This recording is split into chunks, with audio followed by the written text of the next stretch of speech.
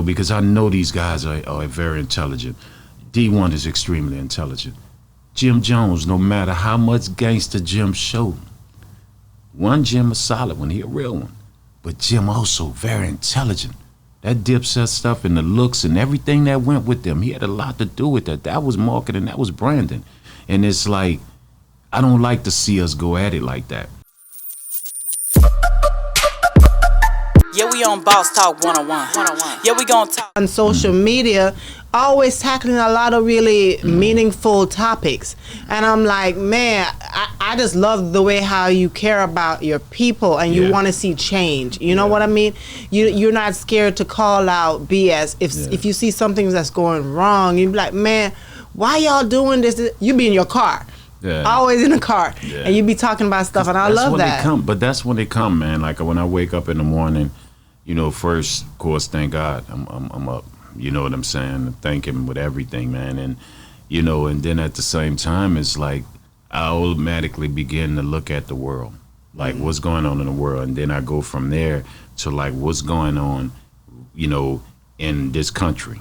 And then I go, what's going on in my city? Wow. And then for my city, it's like my mind is like, what's going on in the community? And then that just beams out bigger, where it's like, okay, at the same time, I want to be one of the heroes, because it takes more than just one person, to help our community, but also I want to be honest with them at times. Like, it's not always everybody else. Mm-hmm. We got to look within ourselves, and that's where a lot of that come from. And our community been going through so much, black communities all over the United States, that every day is something. I heard you, and I appreciate you, for always stepping up and speaking out and not being the one to just sit back. It's a lot of people that just sits back and they just accept things as they are. And you decide to be out there and put yourself in the midst of persecution just to make sure you get the word out from an OG perspective. I just want to say D1, he was on the show. Mm-hmm. I brought your name up because you was one that spoke out about his situation when he was going through it with Jim Jones, and he was going through it with, it was Jim Jones. It was a few of them, Meek Mills. It was some things that was said, and you stepped up and said, hey, man, it ain't going to be that easy. Or it's not going down like that. And I talked to him about it, and when I talked to him, he made me aware of the fact that they had did some talking behind the scene. Yeah. And I was like, well, have you said anything? No, we hadn't did it publicly, but we displayed it publicly on here because I said you got people like Mr. Serv on and other guys who they're going to defend you with all honor. So they don't know that you guys have pretty much squashed it. Right. Y'all did it publicly, and then y'all left it out there, and that's not a good thing. And he agreed with me, so he started talking about it right there because he didn't think of it from that perspective. Yeah, well, since then he and I have responded, and we've texted each other personally. I just thank God for the resolve, and I think that should be as open as the issue was. Absolutely, that's real. That's real. And when it's behind closed doors conversations, sometimes people be like, "Oh, I don't want people to know this or know my business," but I don't see why it would be a problem to share that. Hey, we've personally been in touch, and like it's good energy being exchanged. That's right. That way, I think that is important. It's for very people important to know because you remember key element and key moments. Mr. Serv is a partner of ours of the show, and he spoke up hard about that. Now, if he don't know, I don't know the whole situation, but if he don't know that was a resolve, he's saying, "Hey, man, D1 ain't going. This my little brother, and I ain't playing about him." Right. This have to be something that some kind of way people know. You're right. People got to know this stuff. You're right, and that is absolutely real. I'm very glad that you are saying that side of it. What made you speak out about that, and do you regret speaking out about it? No. I'm gonna tell you why. For me, it was hurtful because I don't look at this thing of ours that I call it this rap thing, as just money and something to do. You know what I'm saying? We are the reporters. We are, and it's sad to say, we have become the influence of our young people. We are their voice. We are their scene. We are, we're the blueprint for a lot of them, which we shouldn't be. And I always say that a rapper, no athlete should be the greatest influence on our children. You know, it should be their parents, it should be their family, the Exactly. village, you know, around them. And I think when you see that, it's like, man, I don't want the world that watches us so deeply to see, you know, because I know these guys are very intelligent. DEE-1 is extremely intelligent. Jim Jones, no matter how much gangster Jim showed, one, Jim is solid one, he a real one. But Jim also very intelligent. That Dipset stuff and the looks and everything that went with them, he had a lot to do with that. That was marketing, that was branding. And it's like, I don't like to see us go at it like that. But at the same time, Jim comes from my generation. Jim knows how we, you know, all of us think. And I know Jim. I've seen Jim by himself. He maintains like a man supposed to be. You know what I'm saying? But at the same time, like Jim, and my reason was, one, D is from New Orleans. That mean a lot to me. You know, you understand what I'm saying? And this is D, but I come up this way. Same way Jim come up. We speak the same language. So it's like, nah, that's not what you and him gonna do. If that's what needs to be done, let me stand there for him. You know what I'm saying? I'll stand there. I want him to go be who he's gonna be.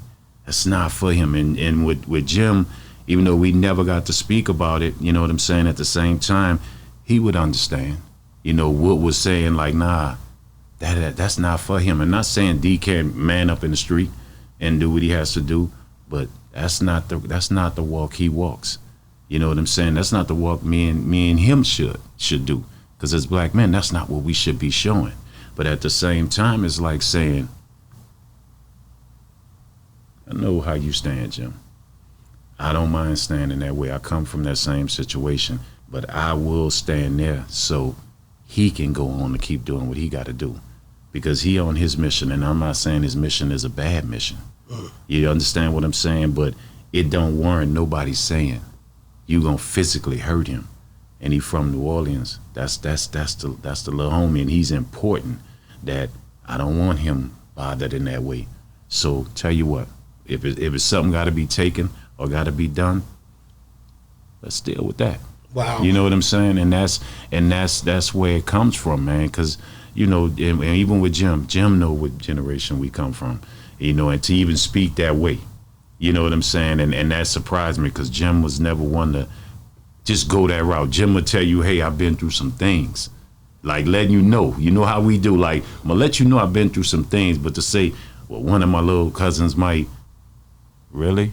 Okay, well, one of his big homies gonna feel this way. You feel what I'm saying? And then we all look crazy. And we all look like I hate to say this, the thugs and the ignorance of what they say we are, the animals. You feel what I'm saying? But at that point in time, I don't regret it, because it's like letting that young man know, I see your journey. I might not totally agree with all of it, especially calling out their names. You calling Jim name out, calling the rest of them. That part didn't agree with. But I do understand what you're saying.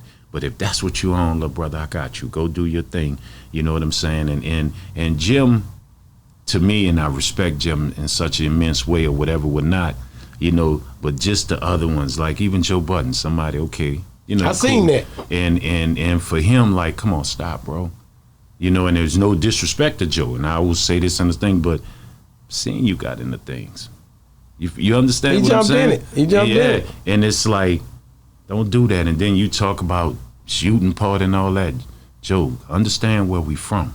I know how y'all are up north and think the world stops with y'all, but don't mention nothing about shots and this and that. Well, I'm from New Orleans and from down south, periods like it is in Texas. You mention that. Understand what you're doing. Now you done took it further, you know, to a point where it's like, D cool on that, but we could do this. And that's what it is. I told him, I said, when I broke it down to him about that Mason-Dixon line, when I broke it down, he didn't even think of it like that until I'd say, look, let me tell you something, man. I say, Joe Budden, he talked about the Migos. He said they was this and that, and walked off. Disrespectfully, like he didn't want to hear the interview. Some people got in the comments, man, no, Joe, he didn't mean that. He did. And to be honest with you, that ain't the first thing. NBA young boy, You know, it's certain ones you hear them speak out about that you know where it's coming from. A lot of times they can't understand or relate to what we talking about, and that's cool. And the difference is with New York, you know, a lot of them guys, you know, I mean, media and life have put them where their mindset is like New York is the apex, it's the top, right? And I'm like, man, y'all struggle even worse than the rest of the country. Wow. You know what I'm saying? Yeah. They go through it. They go through it out there. Police corruption, brutality is the worst in New York, man. Yeah. I mean, Yeah. the kids suffer there. That's Drug abuse. New York, I mean, and even the streets being clean and whatever whatnot, man, the stuff that them young black people in New York and the brown people, the Dominicans and all them that they go through is worse. You know what I'm saying? To the point than other parts of the United States. But they maintains this because media has put that in New York. You know what I'm saying? You know, and New Jersey is right there where they're from, you know, but that's still New York, you know, and that the way they do it. And they stand on their mentality and don't understand, like, please understand. There's other parts of the United States. That southern region, very large. It's a lot of states. Yeah. And please understand that if it comes to that, just like Civil War back then. That was crazy. Now you can't come here, and here. Because y'all call us country bumpkins and all that, but we got cousins in every state.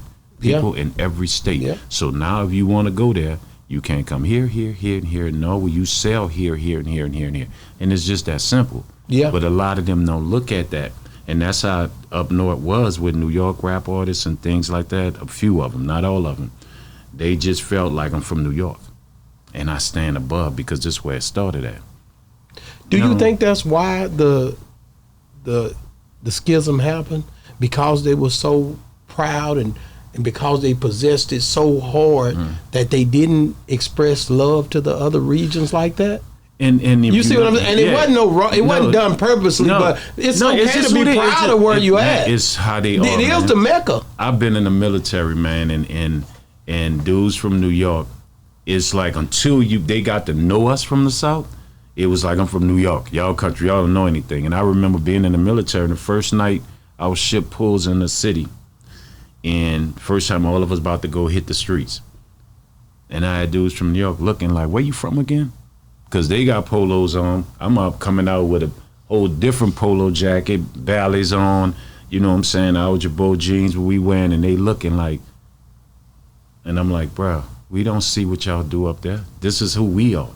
You know what I'm saying? I'm like, my dudes from Atlanta dressing the same way, doing their thing, and they looking like where y'all get that from? You know, and it's like, bro, they didn't make just one. You know what I'm saying? When a polo hit New York, it hit everywhere, right? Yeah. And, you know, and so they have that mindset. And when it comes to rap, because I granted, like I have the analogy, and I think me and you talked about it before, New York is the father when it comes to rap. They're the father. The West Coast is that bad son. I always want to fight. Oh, think about West Coast artists. I always want to fight, right? Midwest is the quiet son. But you push him, you're going to have a problem. Yeah. The South is that son that's always thinking of a plan to make it and get money. Always got this going and coming and want to make that father proud and hope that father accept who they are as a man. You know, and that's New York. Yeah. Where it's like we always respect New York in every immense. You couldn't say Eric B, all of them, Big Daddy K. Love them dudes, we respect them. But then it got to a point where when a father decides like, I'm not seeing you. Okay, I'm gonna show you. I'm gonna make you see me. I'm gonna make you turn one day and say I'm proud. You go do it on your own. And then the South comes from slavery, 40 acres and a mule. We want to own the lands that we pick cotton on. We want to own this independency, and we did that. You know what I'm saying? Where New York wanted the scene, they'll take a bad deal from all the, you know. And I'm not disrespecting Russell, but Def Jam and the deals I was gonna say that, like them. Russell made some statements that kind of curved the ball for this situation to be like it is today. Because the arrogance, and Russell is somebody who read his book, you know, that I idolize business wise, right? But he says some things also, but that's the arrogance of New York, man.